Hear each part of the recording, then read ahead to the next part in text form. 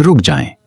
अगर आप कभी नमाज में सुस्ती करते हैं तो ये चंद लम्हे आपकी जिंदगी बदल सकते हैं। सोचें, एक नबी सल्लल्लाहु अलैहि वसल्लम अपनी आखिरी सांसों में भी किस बात की फिक्र कर रहे थे।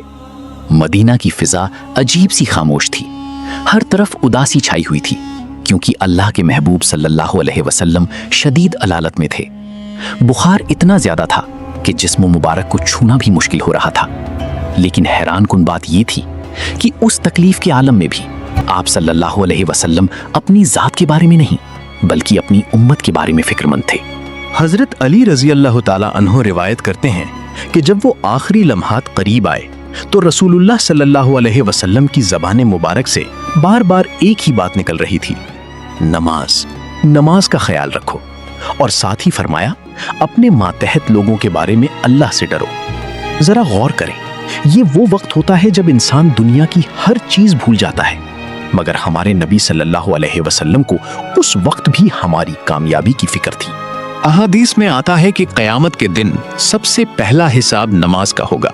अगर नमाज दुरुस्त हुई तो बाकी अमाल भी संवर जाएंगे, और अगर नमाज ही ज़ाया हो गई तो बाकी सब भी खतरे में पड़ जाएगा। कुरान भी हमें यही सिखाता है कि नमाज इंसान को बुराइयों और बेहयाई से रोकती है। तो फिर हम क्यों गफलत करते हैं? क्या चंद लम्हों की नींद या दुनिया के काम हमें इस फर्ज से दूर कर सकते हैं जिसकी ताकीद हमारे नबी सल्लल्लाहु अलैहि वसल्लम ने आखिरी वक्त में की? आज खुद से वादा करें, चाहे हालात कैसे भी हों, हम नमाज को अपनी जिंदगी का हिस्सा बनाएंगे। याद रखें, कब्र की तन्हाई में कोई साथ नहीं देगा सिवाय उन सजदों के जो हमने अल्लाह के लिए किए होंगे।